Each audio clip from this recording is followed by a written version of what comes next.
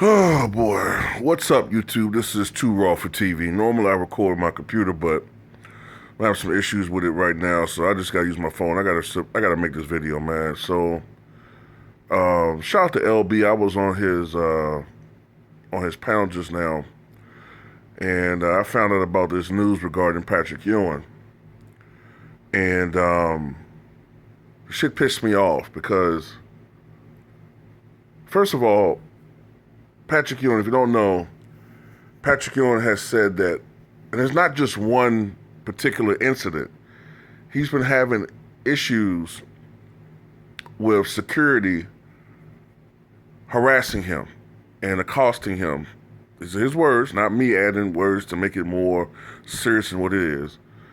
Accosting him when he enters the building or walks through the building, asking him for a pass and asking him who he is. And, he was like, well, damn, I pretty much helped to build this building.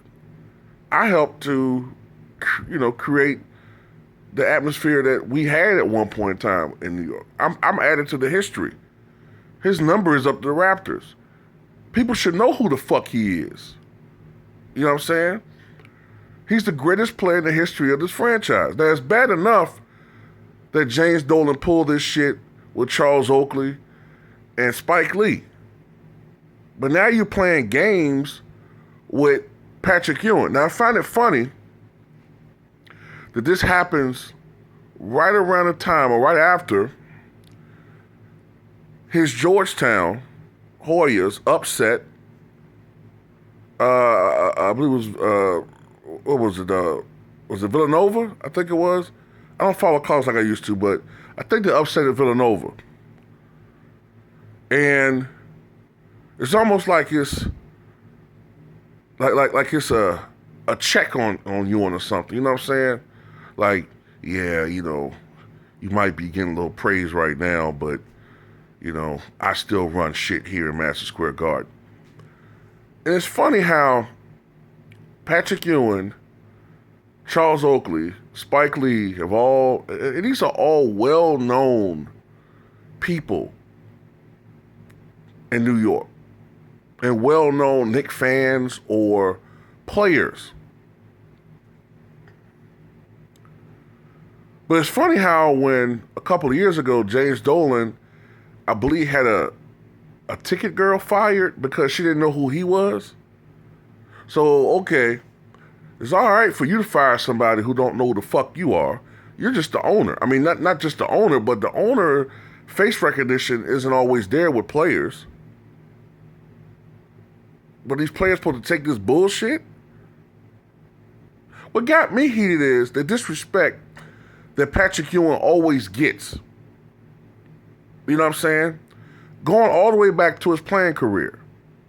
Now, did Patrick Ewing bring ultimately that championship that so many people hoped would occur with New York? No, he didn't. One thing he can say is that the players that denied him that title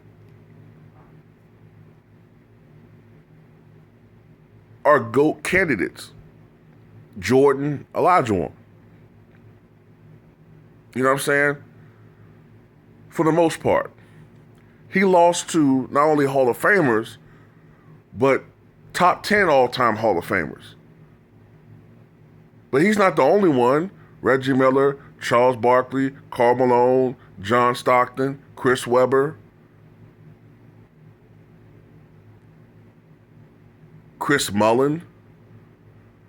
As far as championships concerned, and that's another whole thing too. It's funny how certain players are always targeted for not having won a title, but I don't see the same talk for Chris Mullin or a John Stockton or Steve Nash. I wonder why that is. Okay, but back to Patrick Ewing. Patrick Ewing is the best player in the history of the New York Knicks franchise. All respect. Due respect to Willis Reed. I know he did win 2 titles, but most people would tell you Patrick Ewing was an all-around better player than Willis Reed.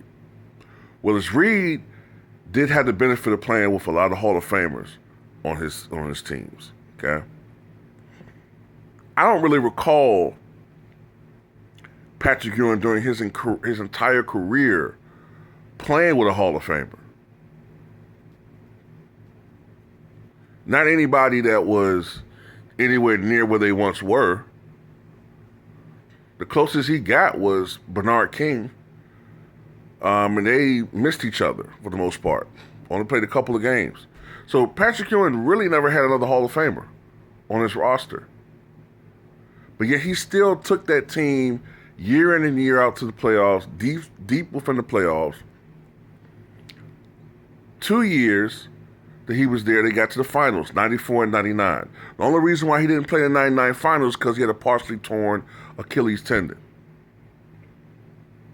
Even at the end with the Achilles issues and the surgery to basically reattach his fucking hand to his body, he gave it all. You got players today who fucking say they don't want to play because they got dizzy spells.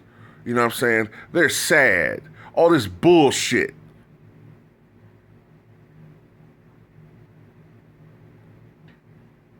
Patrick Ewing gave his fucking heart and soul to that fucking Knicks franchise. He don't deserve that bullshit.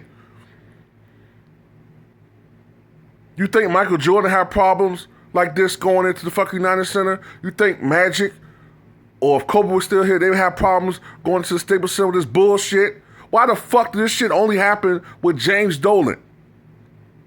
I'm gonna tell you another thing before I go that pissed me off about the fucking the NBA. Why is it that Patrick Ewing had to go to college to get a fucking coaching position? Patrick Ewing, from the time he retired, I believe it was after the 2003 season. After he retired, no, 2002, I think it was. After 2002, he waited his turn. He did what you're supposed to do. He started off as an assistant. He didn't have anything fucking handed to him like Steve Nash and some of these other motherfuckers. But he had to go to college to get a fucking coaching position.